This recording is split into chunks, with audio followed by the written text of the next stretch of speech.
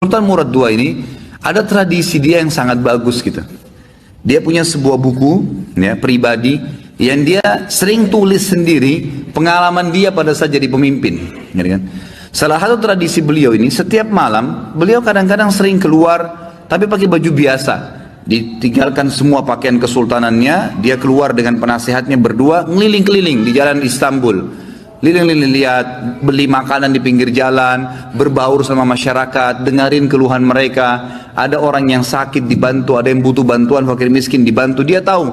Jadi dia tahu masalah di lapangan dan dia bantu. Besoknya didalamkan, diaplikasikan, diperbaikin, begitulah.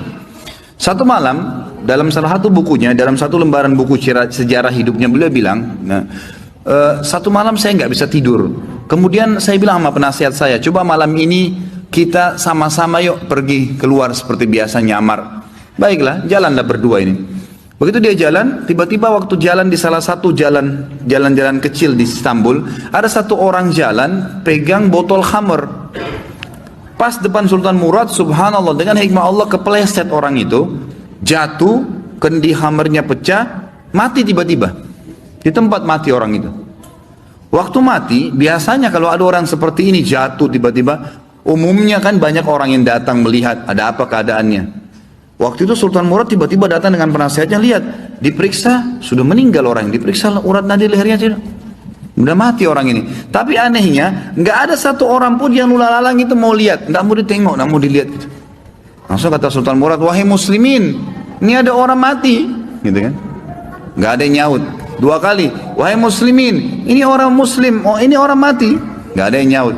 Satu orang di situ, rumahnya rupanya dekat situ, dia bilang, kami tidak akan sentuh jenazah itu, walaupun dia sudah mati. Kata Sultan Murad, kenapa? Dia bilang, tidak anda lihat, dia pegang khamar, orang ini fasik, ahli maksiat. Setiap malam zina, setiap malam mabuk. Kami nggak mau, sentuh jenazahnya kami nggak mau. Kata Sultan Murad, tapi kan dia dari kaum muslimin. Kalau kalian tidak mau mengurus jenazahnya, tunjukkan saya di mana rumahnya, biar saya yang bawa ke rumahnya. Ada beberapa orang, ringkas cerita, membantu Sultan Murad datang ke rumahnya. Diketok pintu, dibuka, istrinya lihat suaminya meninggal, nangis. Seperti umumnya biasa wanita, menangis, kemudian masuklah. Yang lain ini orang-orang yang tadi nunjukin rumah itu sudah pulang semua. Tinggal Sultan Murad sama penasehatnya. Duduk depan jenazah ini, istrinya nangis. Kata Sultan Murad, saya mau tanya, kenapa waktu tadi suami kamu jatuh, mati ini, nggak ada yang mau lihat jenazahnya, dan tersebar isu di tengah-tengah masyarakat tadi, mereka nggak mau sentuh ini karena dianggap suami kamu ini fasik, setiap hari zina, setiap hari mabuk. Sultan Murad kaget waktu istrinya tiba-tiba berhenti nangis, langsung dia bilang, saya udah tahu orang akan nilai begitu suami saya, tapi perlu anda tahu, suami saya ini bukan pezina, bukan orang mabuk. Sultan Murad bilang, bagaimana bisa? Jelas khamar di tangannya dia, kendinya pecah, saya lihat dia bawa khamar, dan orang ini bukan satu dua orang memberikan kesaksian, tidak ada satupun orang yang mau bantu jenazahnya.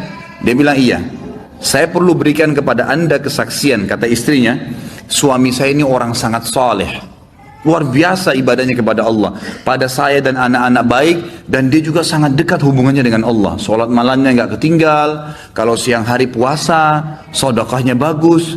Tambah kaget Sultan Murad, bagaimana ceritanya? Dia bilang, suami saya ini punya satu usaha di tengah-tengah kota sini. Setiap hari hasil bisnisnya dia dibagi 3 keuntungannya. Sepertiga dibawa pulang ke rumah untuk saya pakai makan dan minum untuk anak-anak saya. Sepertiga lagi, sepertiga keuntungan diberikan botol khamr, berikan minuman keras. Dia bawa pulang ke rumah, dibuang di WC. Dia nggak minum, dibuang di WC. Terus dia bilang apa depan saya, kata istrinya, itu yang berikan kesaksian. Setelah dia buang, dia bilang, segala puji bagi Allah, minimal membuat saya ya mengurangi orang muslim yang mabuk hari ini. Terus sepertiga lagi yang tersisa, dia datangi tempat perzinahan, lalu dia bilang sama yang punya tempat perzinahan, ini berapa orang wanita di sini perzina? 10 orang. Berapa bayarannya kalau perempuan satu malam sampai besok pagi dibayar? Kata si punya tempat sekian. Dikasih sama dia, sepertiga untungnya nih. 10 orang ini semua saya booking malam ini. Tutup tempat kalian. Ini sudah milik saya, sudah dapat uang kan? Gak ada perzinahan, tutup. Dia pulang ke rumahnya. Orang pikir waktu dia masuk ke kios khamar, beli khamar, dia minum. Orang pikir waktu dia masuk tempat zina, dia berzina. Padahal sebenarnya dia malah suruh tutup. Dia pulang, kata istrinya, lalu dia bilang, segala puji bagi Allah yang minimal membuat saya malam ini memberhentikan beberapa anak muda muslim zina. Bayangkan, pernah nggak kita terfikir buat perbuatan begini? Nggak terlintas. Tapi karena kedekatannya dengan Allah, Allah bukakan dia jalan ibadah yang tidak masuk di akal kita gitu. Lalu istrinya bilang, saya pernah bilang sama suami saya, kalau begini perilakumu, kapan kamu mati, nanti jenazah kamu nggak diurus sama kaum muslimin. Ternyata terjadi, kata istrinya. Jenazahnya nggak ada yang urus. Tapi waktu itu suami saya sempat senyum. Dan suami saya bilang, tenang aja hai istriku. Kalau saya mati, yang sholati saya nanti khalifah, sultan, penasehatnya, dan juga seluruh ulama Istanbul. Sultan Murad waktu itu menangis, lalu mengatakan, suamimu benar. Saya Sultan Murad, khalifah muslimin, saya akan urus jenazah suamimu. Saya akan, ini penasehat saya. Saya akan sholati dan saya akan undang seluruh ulama di Istanbul untuk mensolatinya.